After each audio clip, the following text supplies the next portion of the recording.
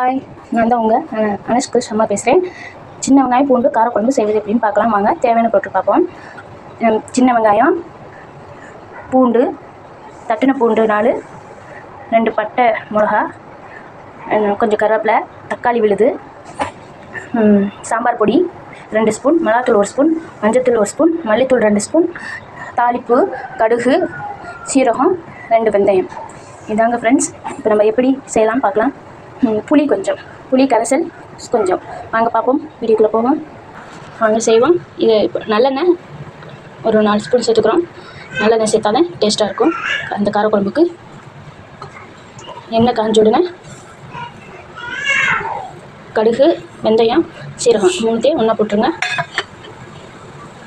நல்லா பொரிஞ்சவுடன்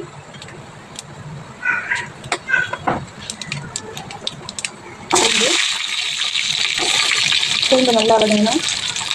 அப்புறம் தட்டின பூண்டு,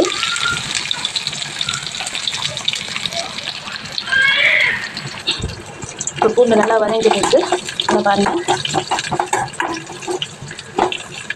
இது நல்லா வதங்கினா இந்த பட்டை மிளகாய் சேர்த்துக்கணும்.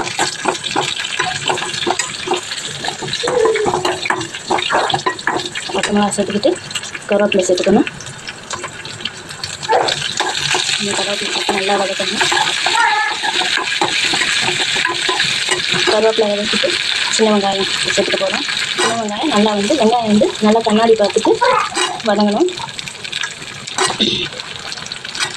கண்ணாடி பார்த்துட்டு நல்லா வதக்கணும். இப்போ பாருங்கள், நல்லா கண்ணாடி பார்த்துட்டு வதங்கிடுச்சு. 5 நிமிஷத்தில் நல்லா வதங்கிடுச்சு. வதங்கணும். இப்போ தக்காளி விழுது சேர்க்கணும். தக்காளி விழுது நல்லா பச்சை வாசனை போகிற வரை வதக்கணும். பச்சை வாசனை போகிற வரை நல்லா வதக்கணும்.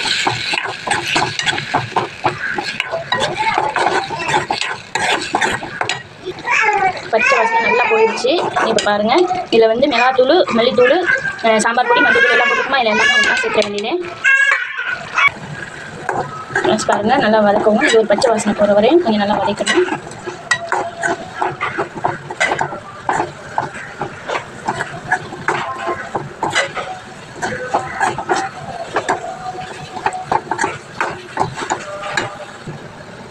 இதோட இப்போ புளி கரைசல் கொஞ்சம் சேர்க்கவும்.